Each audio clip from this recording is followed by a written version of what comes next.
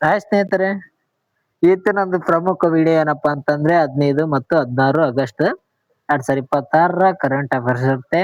ಕೊನೆವರೆಗೂ ನೋಡ್ರಿ. ಈ ಒಂದು ವಿಡಿಯೋದಲ್ಲಿ ಪ್ರಮುಖ ಅಂಶಗಳು ಇರ್ತಾವ, ನಿಮಗೆ ಪರೀಕ್ಷೆಗೆ ಸಹಕಾರಿ ಆಗುತ್ತವಂತ ಹೇಳ್ತೀನಿ. ಓಕೆ, ನೀವೇನಾದ್ರೂ ನಮ್ಮ ಚಾನಲ್ ಹೊಸಬರಾದ್ರೆ ಜಲ್ದಿ ಸಬ್ಸ್ಕ್ರೈಬ್ ಮಾಡ್ಕೊಡ್ರಿ, ಜೊತೆಗೆ ಲೈಕ್ ಬಟನ್ ಕೂಡ ಪ್ರೆಸ್ ಮಾಡ್ರಿ. ಹಾಗಾದ್ರೆ ಬನ್ನಿ ಶುರು ಮಾಡೋಣ. ಮೊದಲನೇದಾಗಿ ವಿಶ್ವ ಅಂಗಾಂಗ ದಿನ ಅಂತ ನ್ಯೂಸ್ ಅಲ್ಲಿ ಬಂದಿತ್ತು. ಒಂದ್ ಪ್ರಶ್ನೆ ಕೊಟ್ಟಿದ್ದಾರೆ ನೋಡ್ರಿ.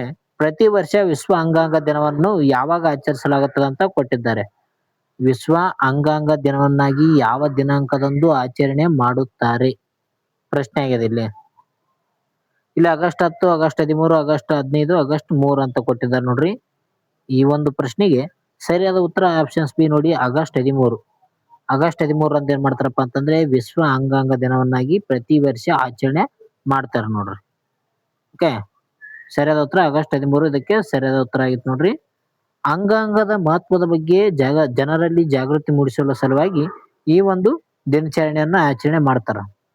ಓಕೆ, 18 ವರ್ಷ ಮೇಲ್ಪಟ್ಟಂತ ಏನು ವ್ಯಕ್ತಿಗಳಿದ್ದಾರೋ ಅವರೆಲ್ಲ ಒಂದು ಅಂಗಾಂಗವನ್ನು ದಾನ ಮಾಡಲು ಪ್ರತಿಜ್ಞೆ ಮಾಡಬಹುದಾಗಿದೆ ನೋಡ್ರಿ ಈ ಒಂದು ದಿನಾಂಕದಂದು. ಯಾವಾಗ? ಆಗಸ್ಟ್ 13. ಓಕೆ, ಒಬ್ಬ ವ್ಯಕ್ತಿ ಅಂಗಾಂಗ ದಾನದಿಂದ ಏನಂದ್ರೆ 8 ಜೀವಗಳು ಕೂಡ ಉಳಿಯುವಂತ ಸಾಮರ್ಥ್ಯವನ್ನು ಹೊಂದಿರ್ತದ ಅಂತ ಹೇಳ್ಬೋದು. ಮಾನವನಲ್ಲಿರುವಂತಹ ಪ್ರಮುಖವಾದಂತ ಅಂಗಾಂಗಗಳಿಂದ 8 ಜನ ವ್ಯಕ್ತಿಗಳು ಬದುಕುಳಿತಾರ. ಅಷ್ಟು ಒಂದು ವ್ಯಕ್ತಿತ್ವ ಹೊಂದಿದೆ ಅಂತ ಹೇಳ್ಬೋದು. ನಮ್ಮ ಒಂದು ಅಂಗಾಂಗ ಏನಪ್ಪಾ ಅಂತಂದ್ರೆ ಬಹಳ ಪ್ರಮುಖವಾದಂತ ಒಂದು ಅಂಗಾಂಗ ಇರ್ತದ. ಜೀವಂತ ದಾನಿಗಳು ಅಥವಾ ಮರಣದ ನಂತರ ದಾನಿಗಳು ಅಂಗಾಂಗಗಳನ್ನು ನೀಡಬಹುದಾಗಿದೆ ನೋಡಿ. ಓಕೆ, ಉದಾಹರಣೆಗೆ ಕಿಡ್ನಿ ನೀಡಬಹುದು, ಲಿವರ್ ಭಾಗ ನೀಡಬಹುದು, ಕಣ್ಣುಗಳು ನೀಡಬಹುದು ನೋಡ್ರಿ. ಓಕೆ, ಕಣ್ಣಿನ ಒಂದು ಕಾರ್ಯದ ಭಾಗವನ್ನು ತೆಗೆದುಕೊಳ್ಳುತ್ತಾರೆ. ಇದು ಕೂಡ ಪ್ರಮುಖವಾಗಿರುತ್ತದೆ. Okay, give love save lives ಎಂಬುದು ಅರ್ಥ ಇದೆ ನೋಡ್ರಿ. ಗಿವ್ ಲವ್ ಸೇವ್ ಲೈಫ್ಸ್ ಅಂತ ಹೇಳ್ಬೋದು ನಾವು. ಇದು ಸ್ಟ್ಯಾಟಿಕ್ ಜಿಕೆಗೆ ಸಂಬಂಧಿಸಿದಂತ ಮಾಹಿತಿಯನ್ನು ನೋಡೋಣ. ಇತಿಹಾಸ ಮತ್ತು ಪ್ರಮುಖ ಸಂಸ್ಥೆಗಳು. ಮೊದಲ ಬಾರಿಗೆ ಯಶಸ್ವಿಯಾಗಿ ಅಂಗಾಂಗ ಕಸಿ ಮಾಡಿದಂತ ಒಂದು ನೋಡೋದಾದ್ರೆ 1954ರಲ್ಲಿ ಡಾಕ್ಟರ್ ಜೋಸೆಫ್ ಮುರ್ರೆ ಅವರು ಈ ಒಂದು ಅಂಗಾಂಗವನ್ನು ಕಸಿ ಮಾಡ್ತಾರ ಮೊದಲ ಬಾರಿಗೆ. ಅಮೆರಿಕದಲ್ಲಿ ನಡೆಸ್ತಾರ ನೋಡ್ರಿ, USA ದಲ್ಲಿ ನಡೆದಿರುತ್ತೆ ಮೊದಲ ಬಾರಿಗೆ. ಓಕೆ, ಡಾಕ್ಟರ್ ಜೋಸೆಫ್ ಮುರ್ರೆ 1954ರಲ್ಲಿ ಮೊದಲ ಒಂದು ಯಶಸ್ವಿ ಅಂಗಾಂಗ ಕಸಿ ಮಾಡ್ತಾರ ನೋಡ್ರಿ. ಅದೇ ರೀತಿಯಾಗಿ ಭಾರತದಲ್ಲಿ ಅಂಗಾಂಗ ದಾನ ಒಂದು ದಿನ ಯಾವಾಗ ಆಚರಣೆ ಮಾಡ್ತಾರಂದ್ರೆ ಆಗಸ್ಟ್ 3ನೇ ತಾರೀಕು ಆಚರಣೆ ಮಾಡ್ತಾರೆ. ಓಕೆ, ಮೊದಲ ಯಶಸ್ವಿ ಹೃದಯ ಕಸಿಯ ಒಂದು ನೆನಪಿಗಾಗಿ ಆಗಸ್ಟ್ 3ನೇ ತಾರೀಕು ಆಚರಣೆ ಮಾಡ್ತಾರೆ. ಈಗ ಆಲ್ರೆಡಿ ಮುಗಿದಿದೆ. ಓಕೆ, ಅದೇ ರೀತಿಯಾಗಿ ನೋಟು ಅಂತ ಹೇಳ್ತೀವಿ ನೋಡ್ರಿ. National organ and tissue transplant organisation ಅಂತ ಕರೀತಾರೆ. ನೋಟ್ ಮಾಡ್ಕೊಡ್ರಿ ಸ್ನೇಹಿತರೆ. ಯಾಕಂದ್ರೆ ಮೊನ್ನೆ ಇದೇ ರೀತಿಯಾಗಿ ನ್ಯೂಸ್ ಅಲ್ಲಿ ಬಂದಿರೋದು ಏನಪ್ಪಾ ಅಂತಂದ್ರೆ ಪರೀಕ್ಷೆಯಲ್ಲಿ ಕೊಟ್ಟಿದ್ರು. ಅದಕ್ಕಾಗಿ ನ್ಯೂಸ್ ಅಲ್ಲಿ ಬಂದಿರುವಂತಹ ಪ್ರಮುಖ ಏನಿದಾವೆ ಅವುಗಳ ಫುಲ್ ಫಾರ್ಮ್ ಕೂಡ ಗೊತ್ತಿರ್ಬೇಕಾಗ್ತದ. ಇದೊಂದು ಭಾರತದ ನೋಡಲ್ ಏಜೆನ್ಸಿ ಆಗಿದೆ ನೋಡ್ರಿ. ಯಾವ ಕಾಯ್ದೆ ಮೂಲಕ ಅಂತ ನೋಡೋದಾದ್ರೆ ಭಾರತದ ಮಾನವನ ಅಂಗಗಳ ಕಸಿ ಕಾಯ್ದೆ 1994ರಲ್ಲಿ ಜಾರಿಗೆ ಬರ್ತದೆ. ಅದು ಮಾನವನ ಅಂಗಾಂಗಗಳ ಕಸಿ ಕಾಯ್ದೆ 1994ರಲ್ಲಿ ಇದನ್ನು ಜಾರಿಗೆ ಮಾಡ್ತಾ ಅಂತ ಹೇಳ್ತೀವಿ. ನೆಕ್ಸ್ಟ್, ಇತ್ತೀಚೆಗೆ ಕರ್ನಾಟಕ ಸರ್ಕಾರವು ಗುಟ್ಕಾ ಮತ್ತು ಪಾನ್ ಮಸಾಲವನ್ನು ಎಷ್ಟು ಅವಧಿಗೆ ನಿಷೇಧ ಮಾಡಿದೆ ಅಂತ ಕೊಟ್ಟಿದ್ದಾರೆ ನೋಡ್ರಿ. ಗುಟ್ಕಾ, ಪಾನ್ ಮಸಾಲ ಇವೆಲ್ಲ ಏನಪ್ಪಾ ಅಂತಂದ್ರೆ ಕರ್ನಾಟಕದಲ್ಲಿ ಈಗ ನಿಷೇಧವನ್ನು ಮಾಡಿದ್ದಾರೆ. ಅದು ಎಷ್ಟು ಅವಧಿವರೆಗೆ ನಿಷೇಧ ಮಾಡಿದ್ರು ಅಂತ ಪ್ರಶ್ನೆ ಕೇಳಿದ್ದಾರೆ. ಇದಕ್ಕೆ ಸರಿಯಾದ ಉತ್ತರ ಆಪ್ಷನ್ಸ್ ಬಿ ನೋಡಿ, 1 ವರ್ಷದವರೆಗೆ ಏನಪ್ಪಾ ಅಂತಂದ್ರೆ ಈ ಒಂದು ಗುಟ್ಕಾ ಪಾನ್ ಮಸಾಲವನ್ನು ಬ್ಯಾನ್ ಮಾಡಲಾಗಿದೆ ಕರ್ನಾಟಕದಲ್ಲಿ. ಓಕೆ, ಅದಕ್ಕೆ ಗೊತ್ತಿರಲಿ, ಅದು ಕೂಡ ಪ್ರಮುಖವಾಗಿದೆ ನೋಡ್ರಿ. ಓಕೆ, 1 ವರ್ಷದ ಕಾಲ ಏನ್ ಮಾಡಿದ್ದಾರೆ ಅಂದ್ರೆ ಗುಟ್ಕಾ ಪಾನ್ ಮಸಾಲ ಬ್ಯಾನ್ ಆಗಿದೆ ಕರ್ನಾಟಕದಲ್ಲಿ. ಆಹಾರ ಸುರಕ್ಷತೆ ಮತ್ತು ಗುಣಮಟ್ಟ ಕಾಯ್ದೆ 2002ರ ಒಂದು ಅಡಿಯಲ್ಲಿ ಈ ಒಂದು ಕ್ರಮವನ್ನು ಕೈಗೊಳ್ಳಲಾಗಿದೆ. ತಂಬಾಕು ಮತ್ತು ನಿಕೋಟಿನ್ ಒಳಗೊಂಡಿರುವಂತಹ ಎಲ್ಲಾ ಒಂದು ಉತ್ಪನ್ನಗಳ ಮೇಲೆ ಈ ಒಂದು ನಿಷೇಧವನ್ನು ಹೇರಿದ್ದಾರೆ ನೋಡ್ರಿ. ಓಕೆ, ತಂಬಾಕು ಮತ್ತು ನಿಕೋಟಿನ್ ಅನ್ನು ಒಳಗೊಂಡಿರುವಂತಹ ಉತ್ಪನ್ನಗಳು. ತಂಬಾಕಿನಲ್ಲಿ ಕೂಡ ಪ್ರಮುಖವಾದಂತಹ ವಿಷಕಾರದಂತ ಒಂದು ಪದಾರ್ಥ ಅಂದ್ರೆ ಅದು ನಿಕೋಟಿನ್ ಅಂತ ಹೇಳ್ತು ನೋಡ್ರಿ. ಸಾರ್ವಜನಿಕರ ಆರೋಗ್ಯ ಮತ್ತು ಒಂದು ಕ್ಯಾನ್ಸರ್ ತಡೆಗಟ್ಟುವಿಕೆ ಇದರ ಒಂದು ಪ್ರಮುಖ ಉದ್ದೇಶವಾಗಿದೆ. ಅದಕ್ಕಾಗಿ ಈ ಒಂದು ಗುಟ್ಕಾ ಪಾನ್ ಮಸಾಲವನ್ನು ಬ್ಯಾನ್ ಮಾಡಲಾಗಿದೆ ಕರ್ನಾಟಕದಲ್ಲಿ. ಟ್ವಿನ್ ಪ್ಯಾಕ್ ಅಂತ ಹೇಳ್ತೀವಿ ನೋಡ್ರಿ. ಟ್ವಿನ್ ಪ್ಯಾಕ್ ಅಂದ್ರೆ ಬೇರೆ ಬೇರೆ ಪ್ಯಾಕ್ಗಳಲ್ಲಿ ಮಾರೋದಾಗಿರ್ತದೆ. ಬೇರೆ ಬೇರೆ ಪ್ಯಾಕ್ಗಳಲ್ಲಿ ಬೇರೆ ಬೇರೆ ರೂಪದಲ್ಲಿ ಮಾರಾಟ ಮಾಡೋದನ್ನು ಕೂಡ ನಿಷೇಧ ಮಾಡಿದ್ದಾರೆ ಕರ್ನಾಟಕ ಸರ್ಕಾರ. ತಂಬಾಕು ಬಗ್ಗೆ ಮಾಹಿತಿಯನ್ನು ಪಡೆದುಕೊಳ್ಳೋಣ. ನೋಡ್ರಿ ಸಾಮಾನ್ಯ ಜಿಕೆಯಲ್ಲಿ ಕೇಳ್ತಾರ. ಸಾಮಾನ್ಯ ಜ್ಞಾನದಲ್ಲಿ ತಂಬಾಕು ಬಗ್ಗೆ ಕೂಡ ಕೇಳ್ತಾರ. ಕೊಟ್ಪ ಕಾಯ್ದೆ 2003 ಅಂತ ಹೇಳ್ತ ನೋಡ್ರಿ. ಸಿಗರೇಟ್ ಮತ್ತು ಇತರ ಒಂದು ತಂಬಾಕು ಉತ್ಪನ್ನಗಳ ನಿಯಂತ್ರಣ ಕಾಯ್ದೆ ಅಂತ ಹೇಳ್ಬೋದು. 2003ರಲ್ಲಿ ಬರ್ತದೆ. ವಿಶ್ವ ತಂಬಾಕು ರೈತ ದಿನ ಯಾವಾಗ ಆಚರಣೆ ಮಾಡ್ತಾರೆ ಅಂದ್ರೆ ಮೇ 31ರಂದು ವಿಶ್ವ ತಂಬಾಕು ರೈತ ದಿನವನ್ನಾಗಿ ಆಚರಣೆ ಮಾಡುತ್ತಾರೆ. ಓಕೆ, ಪ್ರತಿ ವರ್ಷ ಯಾವಾಗ? ಮೇ 31. ಇದು ಕೂಡ ಗೊತ್ತಿರಲಿ. ದಿನಾಂಕದ ಮೇಲೆ ಕೂಡ ಪ್ರಶ್ನೆ ಆಗುತ್ತವ. ಮೇ 31 ಏನ್ ಮಾಡ್ತಾರ? ವಿಶ್ವ ತಂಬಾಕು ದಿನವನ್ನಾಗಿ ಆಚರಣೆ ಮಾಡ್ತಾರ. ಅದರಲ್ಲಿ ಭಾರತ ಏನಪ್ಪಾ ಅಂತಂದ್ರೆ ಈ ಒಂದು ತಂಬಾಕು ಉತ್ಪಾದನೆಯಲ್ಲಿ 2ನೇ ಒಂದು ಸ್ಥಾನವನ್ನು ಪಡೆದುಕೊಂಡಿದೆ ಅಂತ ಹೇಳ್ಬೋದು. ಭಾರತವು ವಿಶ್ವದಲ್ಲೇ 2ನೇ ಅತಿ ದೊಡ್ಡ ತಂಬಾಕು ಉತ್ಪಾದಕ ರಾಷ್ಟ್ರವಾಗಿದೆ. ಓಕೆ, ಪ್ರಮುಖವಾಗಿ ಭಾರತದಲ್ಲಿ ಕಂಡು ಬರುವಂತ ಈ ಒಂದು ತಂಬಾಕು ಸಂಶೋಧನಾ ಕೇಂದ್ರ ಎಲ್ಲಿದೆಪ್ಪ ಅಂತಂದ್ರೆ ಕೇಂದ್ರೀಯ ತಂಬಾಕು ಸಂಶೋಧನಾ ಸಂಸ್ಥೆ. ಇದು ಆಂಧ್ರ ಪ್ರದೇಶದ ರಾಜಮಂಡ್ರಿಯಲ್ಲಿ ಕಂಡು ಬರ್ತದ. ತಂಬಾಕು ಸಂಶೋಧನಾ ಸಂಸ್ಥೆ ಎಲ್ಲಿದೆಪ್ಪ ಅಂತಂದ್ರೆ ಅದು ಆಂಧ್ರ ಪ್ರದೇಶದ ರಾಜಮಂಡ್ರಿಯಲ್ಲಿ ಕಂಡು ಬರ್ತ ನೋಡ್ರಿ. ಇದು ಕೂಡ ಇಂಪಾರ್ಟೆಂಟ್ ನೋಡಿ ಸ್ನೇಹಿತರೆ. ನಮ್ಮ ಒಂದು ಚಾನೆಲ್ ಇಂದ ನಿಮ್ಗೆ ಉಪಯುಕ್ತವಾದಂತ ಕರೆಂಟ್ ಅಫೇರ್ಸ್ ಸಂಬಂಧಿಸಿದಂತ ವಿಡಿಯೋನ ಕೂಡ ಹಾಕ್ತಾ ಇದೀವಿ. ಇನ್ನು ಕೂಡ ಟೀಚರ್ಸ್ ಪೋಸ್ಟ್ ಬಿಟ್ಟಿದ್ದಾರೆ, ಅವಕ್ಕೂ ಕೂಡ ವಿಡಿಯೋನ ಮಾಡೋಣ. ಮಿಸ್ ಮಾಡಕ್ ಹೋಗ್ಬೇಡ್ರಿ. ದಿನನಿತ್ಯ ಇದೇ ರೀತಿಯಾದಂತ ವಿಡಿಯೋನ ಪೂರ್ತಿ ನೋಡ್ರಿ. ನೆಕ್ಸ್ಟ್, ಕಾಶ್ಮೀರದಲ್ಲಿ ಮತ್ತೆ ಕ್ರಿಕೆಟ್ ಸಂಭ್ರಮ ಅಂತ ನ್ಯೂಸ್ ಅಲ್ಲಿತ್ತು. 40 ವರ್ಷಗಳ ನಂತರ ಶ್ರೀನಗರದಲ್ಲಿ ಯಾವ ಒಂದು ದೇಶೀಯ ಟೂರ್ನಮೆಂಟ್ ಫೈನಲ್ ಪಂದ್ಯ ನಡೆಯಲಿದೆ ಅಂತ ಕೊಟ್ಟಿದ್ದಾರೆ. ಯಾವ ಒಂದು ದೇಶೀಯ ಟೂರ್ನಮೆಂಟ್ ಫೈನಲ್ ಪಂದ್ಯ ನಡೀತಾ ಇದೆ ಈ ಒಂದು ಶ್ರೀನಗರದಲ್ಲಿ. ಇದಕ್ಕೆ ಸರಿಯಾದ ಉತ್ತರ ಆಪ್ಷನ್ಸ್ ಬಿ ನೋಡಿ, ಇರಾನಿ ಕಪ್ ಅಂತ ಹೇಳ್ತೀವಿ. ಇರಾನಿ ಕಪ್ ಈಗ ಈ ಒಂದು ಅಂದ್ರೆ ಶ್ರೀನಗರದಲ್ಲಿ ನಡೀತಿದೆ. ಓಕೆ, ಕಾಶ್ಮೀರದ ಒಂದು ಶ್ರೀನಗರದಲ್ಲಿ ನಡೀತದೆ ಅಂತ ಹೇಳ್ಬೋದು ಇರಾನಿ ಕಪ್. ಶ್ರೀನಗರದ ಶೇರೆ ಕಾಶ್ಮೀರ್ ಕ್ರೀಡಾಂಗಣದಲ್ಲಿ ಈ ಒಂದು ಐತಿಹಾಸಿಕ ಪಂದ್ಯ ನಡೆಯಲಿದೆ. 1986 ನಂತರ ಇಲ್ಲಿ ನಡೆಯುತ್ತಿರುವಂತ ಮೊದಲ ಅತಿ ದೊಡ್ಡ ಪಂದ್ಯ ಇದಾಗಿದೆ ಅಂತ ಹೇಳ್ಬೋದು. 1986 ನಂತರ. ಓಕೆ, 1986 ನಂತರ ಈಗ ಮತ್ತೆ ಅಲ್ಲಿ ಏನಪ್ಪಾ ಅಂತಂದ್ರೆ ಈ ಒಂದು ಟೂರ್ನಮೆಂಟ್ ಅನ್ನು ನಡೆಸ್ತಾ ಇದ್ದಾರೆ. ಅದ್ಯಾವ್ದಂದ್ರೆ ಇರಾನಿ ಟೂರ್ನಮೆಂಟ್. ಈ ಬಾರಿ ಜಮ್ಮು ಕಾಶ್ಮೀರ ತಂಡವು ರಣಜಿ ಚಾಂಪಿಯನ್ ಆಗಿರುವುದರಿಂದ ಈ ಒಂದು ಅವಕಾಶ ಸಿಕ್ಕಿದೆ ಅಂತಾನೆ ಹೇಳ್ಬೋದು. ಇತ್ತೀಚೆಗೆ ಏನಾಯ್ತು, ರಣಜಿ ಒಂದು ಕಪ್ ನಲ್ಲಿ ಜಮ್ಮು ಕಾಶ್ಮೀರ ವಿಜೇತವಾಗಿದೆ. ಓಕೆ, ಜಮ್ಮು ಕಾಶ್ಮೀರ ತಂಡ ವಿಜೇತವಾಯಿತು ನಮ್ಮ ಕರ್ನಾಟಕ ಒಂದು ತಂಡವನ್ನು ಸೋಲಿಸುವ ಮೂಲಕ. ಈ ಒಂದು ರಣಜಿ ಚಾಂಪಿಯನ್ ಆಗಿರುವಂತ ಜಮ್ಮುನಲ್ಲಿ ಈ ಒಂದು ವಿಜೇತಕ್ಕಾಗಿನೇ ಈ ಒಂದು ಟೂರ್ನಮೆಂಟ್ ನಡೆಸ್ತಾ ಇದ್ದಾರೆ. ಆ ಒಂದು ನಗರದಲ್ಲಿ, ಶ್ರೀನಗರದಲ್ಲಿ ಇರಾನಿ ಕಪ್ ಫೈನಲ್ ನಡೀತಾ ಇದೆ ನೋಡಿ. ಇದು ಅಕ್ಟೋಬರ್ 1ರಿಂದ 5ರವರೆಗೆ ಪಂದ್ಯ ನಡೆಯಲಿದೆ ಅಂತ ಹೇಳ್ಬೋದು. ಇರಾನಿ ಕಪ್ ಬಗ್ಗೆ ಇತಿಹಾಸ ತಿಳಿದುಕೊಳ್ಳೋಣ. ಇರಾನಿ ಕಪ್ ಅಂತ ಹೇಳೋಣ ಪ್ರಮುಖ ಕಪ್ಗಳ ಬಗ್ಗೆ ಕೇಳ್ತಾರೆ ಪ್ರಶ್ನೆ. ಮೊನ್ನೆ HKದಲ್ಲಿ 2 ರೀತಿಯಾದಂತ HK ಪೇಪರ್ ಇತ್ತಲ್ಲ ಪೊಲೀಸ್ ಕಾನ್ಸ್ಟೇಬಲ್, ಅಲ್ಲಿ 2 ರೀತಿಯಾದಂತ ಟೂರ್ನಮೆಂಟ್ ಹೆಸರುಗಳು ಕೇಳಿದ್ದಾರೆ. ಯಾವ ಒಂದು ಕ್ರೀಡೆಗೆ ಸಂಬಂಧಿಸಿದಂತ. ಅದಕ್ಕಾಗಿ ಕ್ರೀಡೆ ಬಗ್ಗೆ ಕೂಡ ನೋಡ್ಕೋಬೇಕಾಗ್ತದ. ಇರಾನಿ ಕಪ್ ಇದು 1959, 60ರಲ್ಲಿ ಏನಪ್ಪಾ ಅಂತಂದ್ರೆ BY ಇರಾನಿ ಅವರು ಅವರ ಒಂದು ನೆನಪಿಗಾಗಿ ಆರಂಭ ಮಾಡ್ತಾರ. ಓಕೆ, ಇರಾನಿ ಕಪ್ ಅನ್ನು 1959, 60ರಲ್ಲಿ. ಈ ಒಂದು ಪಂದ್ಯ ಯಾರ್ಯಾರ ನಡೆಯಲಿದೆಪ್ಪ ಅಂತಂದ್ರೆ ಈಗ ಪ್ರಸ್ತುತ ರಣಜಿ ಚಾಂಪಿಯನ್ ಆಗಿರುವಂತ ಒಂದು ತಂಡ ಮತ್ತು ರೆಸ್ಟ್ ಆಫ್ ಇಂಡಿಯಾ ನಡುವೆ ಏನಪ್ಪಾ ಅಂತಂದ್ರೆ ಈ ಒಂದು ಪಂದ್ಯ ನಡೆಯಲಿದೆ ನೋಡಿ, ಅಕ್ಟೋಬರ್ 1ರಿಂದ 5ರವರೆಗೆ. ಓಕೆ, ಇಲ್ಲಿ ರಣಜಿ ಟ್ರೋಫಿ ಬಗ್ಗೆ ನೋಡೋಣ. ಇದು ಭಾರತದ ಅತ್ಯಂತ ಹಳೆಯ ಮತ್ತು ದೊಡ್ಡ ದೇಶೀಯ ಟೂರ್ನಮೆಂಟ್ ಆಗಿದೆ ಅಂತ ಹೇಳ್ಬೋದು. ಇದು ಪ್ರಾರಂಭ ಆಗಿದ್ದು 1934ರಲ್ಲಿ ರಣಜಿ ಟ್ರೋಫಿ ಏನ್ ಮಾಡ್ತದೆ ಅಂದ್ರೆ ಆರಂಭ ಆಗ್ತದ. ಅದೇ ರೀತಿಯಾಗಿ ಕಾಶ್ಮೀರ ಕ್ರೀಡಾಂಗಣ ಅಂತ ನೋಡ್ಬೋದು. ಓಕೆ, ಈಗ ಕಾಶ್ಮೀರದಲ್ಲಿ ಕ್ರೀಡಾಂಗಣದಲ್ಲಿ ನಡೀತಾ ಇದೆ ಅಂದ್ರೆ ಅದ್ರ ಬಗ್ಗೆ ಕೂಡ ಸ್ವಲ್ಪ ಮಾಹಿತಿ ತಿಳಿದುಕೊಳ್ಬೇಕಾಗ್ತದ. ಸೇರೆ ಕಾಶ್ಮೀರ್ ಸ್ಟೇಡಿಯಂನಲ್ಲಿ 1986ರಲ್ಲಿ ಕೊನೆಯ ಅಂತಾರಾಷ್ಟ್ರೀಯ ಪಂದ್ಯ ನಡೆದಿತ್ತು ನೋಡ್ರಿ. ಓಕೆ, ಅದ್ಯಾವ್ದಂದ್ರೆ ಭಾರತ ವರ್ಸಸ್ ಆಸ್ಟ್ರೇಲಿಯಾ ತಂಡಗಳು ಕೊನೆಯ ಒಂದು ಅಂತಾರಾಷ್ಟ್ರೀಯ ಪಂದ್ಯ ನಡೆದಿತ್ತು ಒಂದು ಕಾಶ್ಮೀರದಲ್ಲಿ 1986 ನಂತರ. ಈಗ ಮತ್ತೆ ನಡೀತಾ ಇದಪ್ಪ ಅಂತಂದ್ರೆ ಇರಾನಿ ಕಪ್ ನಡೀತಾ ಇದೆ, ಇರಾನಿ ಟೂರ್ನಮೆಂಟ್. ನೆಕ್ಸ್ಟ್, ಅಂಗಾಂಗ ನೋಂದಣಿಯಲ್ಲಿ ಪ್ರಥಮ ಸ್ಥಾನ ಅಂತ ಕೊಟ್ಟಿದ್ರು ನ್ಯೂಸ್ ಅಲ್ಲಿ. ಕರ್ನಾಟಕದಲ್ಲಿ ಅಂಗಾಂಗ ನೋಂದಣಿಯಲ್ಲಿ ಯಾವ ಜಿಲ್ಲೆಯು ಮೊದಲ ಸ್ಥಾನವನ್ನು ಪಡೆದುಕೊಂಡಿದೆ ನೋಡ್ರಿ. ಇದು ಕೂಡ ಒಂದು ಪ್ರಮುಖವಾದಂತ ವಿಡಿಯೋ. ಅಂಗಾಂಗ ದಾನದಲ್ಲಿ ಮೊದಲ ಸ್ಥಾನವನ್ನು ಅಂದ್ರೆ ನೋಂದಣಿ ಮಾಡುವ ಒಂದು ಮೊದಲ ಸ್ಥಾನವನ್ನು ಪಡೆದುಕೊಂಡಿರುವಂತ ಜಿಲ್ಲೆ ಯಾವ್ದು ಅಂತ ಕೊಟ್ರಿ ಇಲ್ಲಿ. ಇದಕ್ಕೆ ಸರಿಯಾದ ಉತ್ತರ ಆಪ್ಷನ್ಸ್ ಬಿ ನೋಡಿ, ಧಾರವಾಡ. ಧಾರವಾಡದಲ್ಲಿ ಏನಪ್ಪಾ ಅಂತಂದ್ರೆ ಅಂಗಾಂಗ ನೋಂದಣಿ ಮಾಡುವ ಮೂಲಕ ಮೊದಲ ಸ್ಥಾನ ಪಡೆದುಕೊಂಡಿರುವಂತ ಜಿಲ್ಲೆ ಧಾರವಾಡ ಆಗಿದೆ. ಇದು ಗೊತ್ತಿರ್ಬೇಕಾಗ್ತದೆ ನಿಮಗೆ.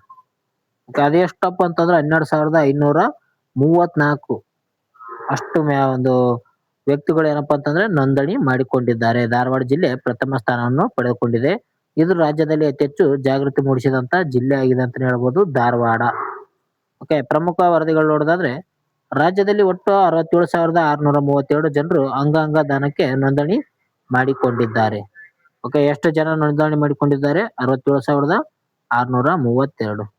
ಅದರಲ್ಲಿ ಧಾರವಾಡ ಏನಪ್ಪಾ ಅಂತಂದ್ರೆ ಮೊದಲ ಸ್ಥಾನ ಪಡೆದುಕೊಂಡಿದೆ. ವಿಜಯನಗರ ಒಂದು ಕೊನೆಯ ಸ್ಥಾನವನ್ನು ಪಡೆದುಕೊಂಡಿದೆ ಅಂತ ಹೇಳ್ಬೋದು. ಮೊದಲ ಸ್ಥಾನ ಪಡೆದುಕೊಂಡಿರುವಂತ ಜಿಲ್ಲೆ ಧಾರವಾಡ, ಕೊನೆಯ ಸ್ಥಾನ ಪಡೆದುಕೊಂಡಿರುವಂತ ಜಿಲ್ಲೆ ವಿಜಯನಗರ ಆಗಿದೆ ನೋಡಿ. ಕಳೆದ 2 ವರ್ಷಗಳಲ್ಲಿ ಜಾಗೃತಿ ಅಭಿಯಾನದಿಂದ ನೋಂದಣಿ ಸಂಖ್ಯೆ ಹೆಚ್ಚಾಗಿದೆ ಅಂತ ಹೇಳ್ಬೋದು. ಇತ್ತೀಚೆಗೆ ಪುನೀತ್ ರಾಜ್ಕುಮಾರ್ ಅವರು ಮರಣ ಹೊಂದಿದ ನಂತರ ಕೂಡ ಆ ಒಂದು ನೋಂದಣಿ ಸಂಖ್ಯೆ ಹೆಚ್ಚಿಗೆ ಆಗಿದೆ ಅಂತ ಹೇಳ್ಬೋದು. ಅವರು ಕೂಡ ಅವರ ಒಂದು ಕಣ್ಣುಗಳನ್ನು ದಾನ ಮಾಡಿದ್ದಾರೆ. ವೈದ್ಯಕೀಯ ಮಾಹಿತಿ ಬಗ್ಗೆ ತಿಳಿದುಕೊಳ್ಳೋಣ.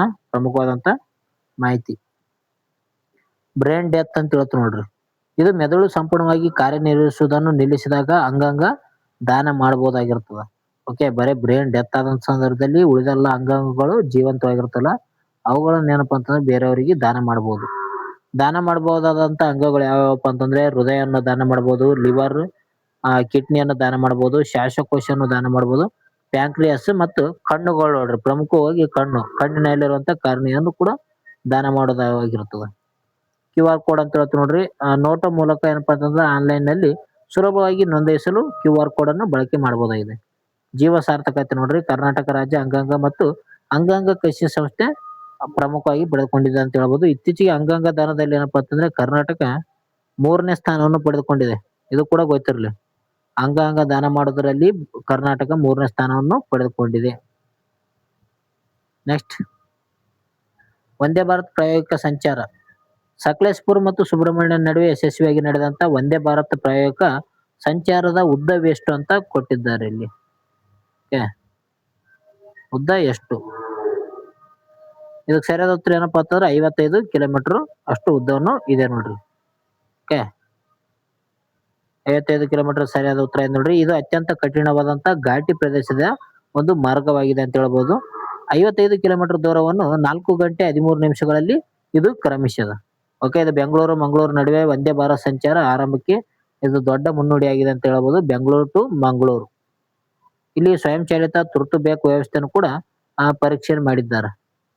ಓಕೆ, ಬ್ರೇಕ್ ಹಾಕೋದು ಒಂದು ಎಮರ್ಜೆನ್ಸಿ ಟೈಮ್ ನಲ್ಲಿ, ತುರ್ತು ಪರಿಸ್ಥಿತಿ ಸಮಯದಲ್ಲಿ ಬ್ರೇಕ್ ಹಾಕೋದು ಕೂಡ ಪರೀಕ್ಷೆ ಮಾಡಿದ್ದಾರೆ ನೋಡ್ರಿ. ಭಾರತೀಯ ರೈಲ್ವೆ ಬಗ್ಗೆ ತಿಳ್ಕೊಳ್ಳೋಣ ಸ್ವಲ್ಪ. ವಂದೇ ಭಾರತ್ ಅಂತ ಹೇಳ್ತೀವಿ, ಇದನ್ನು ಟ್ರೈನ್ 18 ಎಂದು ಕರೀತಾರೆ ನೋಡ್ರಿ. ಓಕೆ, ವಂದೇ ಭಾರತ್ ಅನ್ನು ಏನಂತ ಕರೀತಾರೆ? ಟ್ರೈನ್ 18 ಎಂದು ಕರೀತಾರೆ. ಮೊದಲ ವಂದೇ ಭಾರತ್ ದೆಹಲಿ ವಾರಾಣಸಿಯಲ್ಲಿ ನಡುವೆ ಓಡಿತು ಅಂತ ಹೇಳ್ಬೋದು. ಅಂದ್ರೆ ದೆಹಲಿ ಟು ವಾರಾಣಸಿ ಮೊದಲ ಒಂದು ವಂದೇ ಭಾರತ್ ರೈಲು ಹೋಗಿದೆ. ತಯಾರಿಕಾ ಒಂದು ಸಂಸ್ಥೆ ಯಾವ್ದಪ್ಪ ಅಂತಂದ್ರೆ ಚೆನ್ನೈನ ಒಂದು ಇಂಟ್ರಿಗಲ್ ಕೋಚ್ ಫ್ಯಾಕ್ಟರಿ ನಲ್ಲಿ ಇದನ್ನು ತಯಾರಿ ಮಾಡಿದ್ದಾರೆ ಅಂತ ಹೇಳ್ಬೋದು. ಚೆನ್ನೈನಲ್ಲ ಇಂಟ್ರಿಗೇಟ್ ಕೋಚ್ ಫ್ಯಾಕ್ಟರಿ ನೋಡ್ರಿ. ಅದೇ ರೀತಿಗೆ ನಾವು ದಕ್ಷಿಣದ ಪಶ್ಚಿಮ ರೈಲ್ವೆ ವಲಯ ಅಂತ ಕರಿತೀವಲ್ಲ, ಇದು ಕೇಂದ್ರ ಕಚೇರಿಯಲ್ಲಿದೆ, ಹುಬ್ಬಳ್ಳಿಯಲ್ಲಿ ಕಂಡು ಬರ್ತದೆ. ದಕ್ಷಿಣ ಪಶ್ಚಿಮ ರೈಲ್ವೆ ವಲಯ ಹುಬ್ಬಳ್ಳಿ ಆಗಿದೆ. ಅದೇ ರೀತಿಯಾಗಿ ಹುಬ್ಬಳ್ಳಿಗೆ ಏನಂತ ಕರಿತಾರೆ ಈಗ? ನೈಋತ್ಯ ರೈಲ್ವೆ ವಲಯ ಎಲ್ಲಿ ಅಂದ್ರೆ ಅದು ಕೂಡ ನೈಋತ್ಯ ರೈಲ್ವೆ ವಲಯ ಕೇಂದ್ರ ವಲಯ, ಅದು ಹುಬ್ಬಳ್ಳಿನೇ ಆಗಿದೆ ನೋಡಿ. ಓಕೆ, ಅದನ್ನೇ ದಕ್ಷಿಣ ಪಶ್ಚಿಮ ರೈಲ್ವೆ ಅಂತ ಕೇಳ್ಯಾರ. ಭಾರತ ಮೊದಲ ರೈಲು ಆರಂಭವಾಗಿದೆ ಯಾವಪ್ಪ ಅಂತಂದ್ರೆ 1853ರಲ್ಲಿ ಮುಂಬೈ ಟು ಠಾಣೆವರೆಗೆ ಲಾರ್ಡ್ ಡಾಲ್ಹೌಸಿ ಅವರ ಒಂದು ಕಾಲಾವಧಿಯಲ್ಲಿ ಈ ಒಂದು ಹಳಿಯನ್ನ ಹಾಕಲಾಗ್ತದ. ಓಕೆ, ರೈಲು ಸಂಚಾರವನ್ನು ನಡೀತಾ ಅಂತ ಹೇಳ್ಬೋದು. 1853ರಲ್ಲಿ ಡಾಲ್ಹೌಸಿ ಇದನ್ನು ಮಾಡ್ತಾನ. ನೆಕ್ಸ್ಟ್, ಟಾಟಾ ಸನ್ಸ್ ಗ್ರೂಪ್ ನ ಅಧ್ಯಕ್ಷ ಸ್ಥಾನಕ್ಕೆ ರಾಜೀನಾಮೆ ನೀಡಿದವರು ಯಾರು ಅಂತ ಕೊಟ್ಟಿದ್ದಾರೆ ನೋಡ್ರಿ. ಇತ್ತೀಚೆಗೆ ಒಂದು ಟಾಟಾ ಸನ್ಸ್ ನ ಗ್ರೂಪ್ ನ ಅಧ್ಯಕ್ಷ ಸ್ಥಾನಕ್ಕೆ ರಾಜೀನಾಮೆ ನೀಡ್ಯಾರ. ಸರಿಯಾದ ಉತ್ತರ ಎನ್ ಚಂದ್ರಶೇಖರ್ ಅಂತ ಹೇಳ್ತೀವಿ. ಇವ್ರು ಏನಪ್ಪಾ ಅಂತಂದ್ರೆ ಟಾಟಾ ಸನ್ಸ್ ಗ್ರೂಪ್ ನ ಅಧ್ಯಕ್ಷ ಸ್ಥಾನಕ್ಕೆ ರಾಜೀನಾಮೆ ನೀಡಿದ್ದಾರೆ. ಯಾರು? ಎನ್ ಚಂದ್ರಶೇಖರ್. ಯಾಕಂದ್ರೆ ಇವರು ಟಾಟಾ ಟ್ರಸ್ಟ್ ಮತ್ತು ಟಾಟಾ ಸನ್ಸ್ ನಡುವಿನ ಭಿನ್ನಾಭಿಪ್ರಾಯಗಳಿಂದ ಈ ಒಂದು ನಿರ್ಧಾರ ಕೈಗೊಂಡಿದ್ದಾರೆ ಅಂತ ನ್ಯೂಸ್ ಅಲ್ಲಿ ಕೊಟ್ಟಿದ್ರು. ಚಂದ್ರಶೇಖರ್ ಅವರು 2017ರಿಂದ ಟಾಟಾ ಸನ್ಸ್ ಅಧ್ಯಕ್ಷರಾಗಿ ಸೇವೆ ಸಲ್ಲಿಸುತ್ತಿದ್ದರು ನೋಡ್ರಿ. 2017ರಿಂದ ಇವರು ಟಾಟಾ ಸನ್ಸ್ ನಲ್ಲಿ ಸೇವೆ ಸಲ್ಲಿಸುತ್ತಿದ್ದರು. ಈಗ ರಾಜೀನಾಮೆ ನೀಡಿದ್ದಾರೆ. ಅವರ ಅವಧಿಯಲ್ಲಿ ಏರ್ ಇಂಡಿಯಾ ಖರೀದಿ ಮತ್ತು ಡಿಜಿಟಲ್ ವ್ಯವಹಾರಗಳಿಗೆ ಒತ್ತು ನೀಡಲಾಗಿತ್ತು ಅತಿ ಹೆಚ್ಚಾಗಿ. ಮುಂದಿನ ಅಧ್ಯಕ್ಷರ ಆಯ್ಕೆ ಪ್ರಕ್ರಿಯೆ ಈಗಾಗಲೇ ಆಲ್ರೆಡಿ ನಡೆದಿದೆ ಅಂತ ಹೇಳ್ಬೋದು. ಯಾರಾಗುತ್ತಾರಂತ ಮುಂದೆ ಬರುವಂತ ನ್ಯೂಸ್ ಅಲ್ಲಿ ತಿಳಿದುಕೊಳ್ಳೋಣ. ಓಕೆ, ಟಾಟಾ ಸನ್ಸ್, ಓಕೆ, ಅದರ ಒಂದು ಕಂಪನಿ. ಟಾಟಾ ಸಮೂಹದ ಬಗ್ಗೆ ಸ್ವಲ್ಪ ಮಾಹಿತಿಯನ್ನು ತಿಳಿದುಕೊಳ್ಳೋಣ. ಇದು ಸ್ಥಾಪನೆ ಆಗಿದ್ದು 1868ರಲ್ಲಿ ಜೇಮ್ಸ್ ಶೆಟ್ಜಿ ಟಾಟಾ ಅವರು ಸ್ಥಾಪನೆ ಮಾಡ್ತಾರೆ 1868ರಲ್ಲಿ. ಇದರ ಕೇಂದ್ರ ಕಚೇರಿ ಮುಂಬೈನ ಒಂದು ಬಾಂಬೆ ಹೌಸ್ ಅಲ್ಲಿ ಕಂಡು ಬರ್ತ ನೋಡ್ರಿ. ಟಾಟಾ ಟ್ರಸ್ಟ್ ಅಂತ ಹೇಳ್ತೀವಿ. ಇದು ಟಾಟಾ ಸನ್ಸ್ ನಲ್ಲಿರುವಂತ ಬಹುಪಾಲು ಷೇರುಗಳನ್ನು ಹೊಂದಿರುವಂತ ದತ್ತಿ ಸಂಸ್ಥೆ ಆಗಿದೆ ಅಂತ ಹೇಳ್ತೀವಿ. ಇದರ ಒಂದು ಮೊದಲ ಅಧ್ಯಕ್ಷರು ಜೇಮ್ಸ್ ಶೆಟ್ಜಿ ಟಾಟಾ ಅವರಾಗಿದ್ದ ನೋಡ್ರಿ. ಓಕೆ, ನೆಕ್ಸ್ಟ್ ನೋಡೋಣ. ಪ್ರಸ್ತುತ ಕರ್ನಾಟಕ ಸರ್ಕಾರದ ಭಾರಿ ಮತ್ತು ಮಧ್ಯಮ ನೀರಾವರಿ ಸಚಿವರು ಯಾರು ಅಂತ ಕೊಟ್ಟಿದ್ದಾರೆ ನೋಡ್ರಿ. ಇತ್ತೀಚೆಗೆ ಏನಂದ್ರೆ ಇವತ್ತಿನ ನ್ಯೂಸ್ ಅಲ್ಲಿ ಈ ಒಂದು ಮಂತ್ರಿಮಂಡಲದಲ್ಲಿರುವಂತ ವ್ಯಕ್ತಿಗಳಿಗೆ ಅವರ ಒಂದು ಸ್ಥಾನವನ್ನು ಹಂಚಿಕೆ ಮಾಡಿದ್ದಾರೆ. ಭಾರಿ ಮಧ್ಯಮ ನೀರಾವರಿ ಸಚಿವರು ಯಾರಾಗಿದ್ದಾರೆ ಅಂತ ಕೊಟ್ಟಿದ್ದಾರೆ. ಸರಿಯಾದ ಉತ್ತರ ಡಿ.ಕೆ. ಶಿವಕುಮಾರ್ ಅವರು ಇದರ ಒಂದು ಸಚಿವರಾಗಿದ್ದಾರೆ ನೋಡ್ರಿ. ಇವರು ಪ್ರಸ್ತುತ ಮುಖ್ಯಮಂತ್ರಿ ಕೂಡ ಆಗಿದ್ದಾರೆ ಡಿ.ಕೆ. ಶಿವಕುಮಾರ್ ಅವರು. ಇತ್ತೀಚೆಗೆ ಖಾತೆ ಹಂಚಿಕೆಯು ಮತ್ತೆ ಡಿ.ಕೆ. ಶಿವಕುಮಾರ್ ಅವರು ನೀರಾವರಿ ಮತ್ತು ಬೆಂಗಳೂರು ಅಭಿವೃದ್ಧಿ ಖಾತೆಗಳನ್ನು ಹೊಂದಿದ್ದಾರೆ ಅಂತ ಹೇಳಬಹುದು. ಹಣಕಾಸು ಖಾತೆಯನ್ನು ಕೂಡ ಮುಖ್ಯಮಂತ್ರಿಗಳೇ ಉಳಿಸಿಕೊಂಡಿದ್ದಾರೆ. ಹೊಸದಾಗಿ ಸೇರ್ಪಡೆಗೊಂಡಂತ 19 ಏನ್ ಸಚಿವರಿದ್ದಾರೆ ಅವರಿಗೆ ವಿವಿಧ ಖಾತೆಗಳನ್ನು ಕೂಡ ಹಂಚಿಕೆ ಮಾಡಲಾಗಿದೆ ಅಂತ ಹೇಳಬಹುದು. ಪ್ರಮುಖವಾದಂತ ಖಾತೆಗಳು. ಭಾರತ ಸಂವಿಧಾನದಲ್ಲಿ ಇದ್ರ ಬಗ್ಗೆ ಮಾಹಿತಿ ನೋಡೋದಾದ್ರೆ 163ನೇ ವಿಧಿ ನೋಡ್ರಿ. ಇತ್ತೀಚೆಗೆ ಪೊಲೀಸ್ ಕಾನ್ಸ್ಟೇಬಲ್ ನಾನ್ ಎಚ್ಕೆಯಲ್ಲಿ ಕೇಳಿರುವಂತ ಪ್ರಶ್ನೆ ಇದೇ ಆಗಿತ್ತು. ನಾನ್ ಎಚ್ಕೆಯಲ್ಲಿ ಕೇಳಿರುವಂತ ಪ್ರಶ್ನೆ ಏನು, 163ನೇ ವಿಧಿ ರಾಜ್ಯಪಾಲರಿಗೆ ಸಲಹೆ ನೀಡಲು ಸಚಿವ ಸಂಪುಟ ಇರಬೇಕಂತ ಅವರಿಗೆ ಹೇಳುತ್ತದೆ. ಓಕೆ, ರಾಜ್ಯಪಾಲರಿಗೆ ಸಲಹೆ ನೀಡುತ್ತದೆ, ಅದು 163ನೇ ವಿಧಿಯ ಪ್ರಕಾರ. ಇದೇ ಕೇಳಿದ್ರು ಮೊನ್ನೆ ಪೊಲೀಸ್ ಕಾನ್ಸ್ಟೇಬಲ್ ಪರೀಕ್ಷೆಯಲ್ಲಿ. 164ನೇ ವಿಧಿ ಏನಪ್ಪಾ ಅಂತಂದ್ರೆ ಮುಖ್ಯಮಂತ್ರಿ ಮತ್ತು ಸಚಿವರ ಒಂದು ನೇಮಕಾತಿಯ ಬಗ್ಗೆ ತಿಳುವಳಿಕೆ ನೀಡ್ತದೆ ಅಂತ ಹೇಳ್ತೀವಿ. ಸಂಖ್ಯೆ ನೋಡೋದಾದ್ರೆ ಸಂವಿಧಾನದ 91ನೇ ಏನ್ ತಿದ್ದುಪಡಿ ಮಾಡಿ ಅಂತೆ ಸಚಿವರ ಸಂಖ್ಯೆ ಏನಪ್ಪಾ ಅಂತಂದ್ರೆ ಒಟ್ಟು ಸದಸ್ಯರ 15% ಮೀರಬಾರ್ದಂತ 91ನೇ ತಿದ್ದುಪಡಿ ಮಾಡಿ ಹೇಳಲಾಗಿದೆ. ಓಕೆ, ಎಷ್ಟು ಪರ್ಸೆಂಟ್? 15% ಮೀರಬಾರ್ದು, ಮುಖ್ಯಮಂತ್ರಿಗಳನ್ನು ಕೂಡ ಒಳಗೊಂಡಂತೆ. ಪ್ರಮಾಣ ವಚನ ನೋಡೋದಾದ್ರೆ ರಾಜ್ಯಪಾಲರು ಸಚಿವರಿಗೆ ಪ್ರಮಾಣ ವಚನವನ್ನು ಬೋಧನೆ ಮಾಡುತ್ತಾರೆ. ಯಾರು? ರಾಜ್ಯಪಾಲರು ಬೋಧನೆ ಮಾಡ್ತಾರೆ ನೋಡ್ರಿ ಈ ಒಂದು ಸಚಿವರಿಗೆ.